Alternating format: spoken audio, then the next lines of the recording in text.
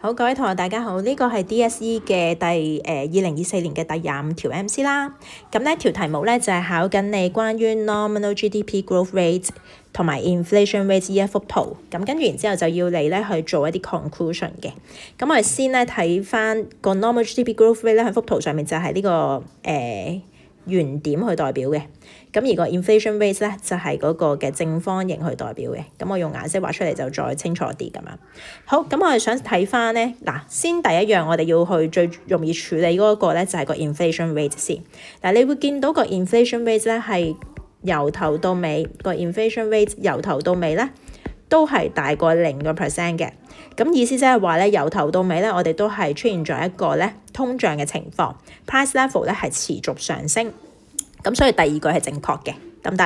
好啦，咁但係問題第一句同第三句又點咧？咁我先分析下第一、第三句出現咗啲咩 concept， 就係個 real GDP 同埋個 real GDP growth rate 喎。咁幅圖裏邊係冇喎，咁但係我哋係可以自己去推斷出嚟嘅。咁咧就要大家咧去記憶翻咧，我哋曾經學過一條叫做 approximate growth rate 嘅式啦。咁你應該曾經學過咧，就係 nominal GDP growth rate 咧，其實係大約等於real GDP growth rate 加 inflation rate 嘅 ，OK？ 好啦，咁喺呢一條式裏邊咧，我哋會發現喎，咁其實咧呢一個嘅 real GDP growth rate，OK？ 咁究竟我哋可唔可以用 nominal GDP growth rate 同埋 inflation rate 推斷出嚟咧？其實係可以嘅。嗱，我哋咧嘗試去分析一下，喺2017至2019年期間咧，其實發生咗咩事喎？嗱，2017至2019期間，大家發唔發現咧？嗰個嘅 nominal GDP growth rate 即係紅色嗰條線咧，其實係高過 inflation rate 紫色嗰條線嘅。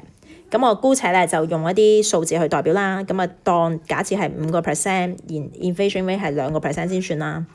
咁樣推斷出嚟之後咧，當 normal GDP growth rate 係高過 inflation rate 嘅話咧，咁即係 real GDP growth rate 咧就應該會一定係一個嘅正數啦。咁即係話咧，我哋可以咧歸納翻啦，喺2017至2019年嘅時候咧，個 real GDP growth rate 咧係一個正數嚟嘅。咁亦都即係話咧，喺呢段期間咧 real GDP 係上升嘅。好啦，咁但係當去到2020至2022年嘅時候，又發生咗咩事咧？我哋發覺情況就反轉咯喎。去到2020至2022年開始咧，個 nominal GDP growth rate 咧就係低過個 inflation rate 喎。咁我倒翻轉寫啦，假設呢個 inflation rate 係5%，然後嗰個嘅 nominal GDP growth rate 假設係2%。咁咩情況底下先至會讓呢件事可以成立咧？就係當個 real GDP growth rate 咧一定要係咩啊？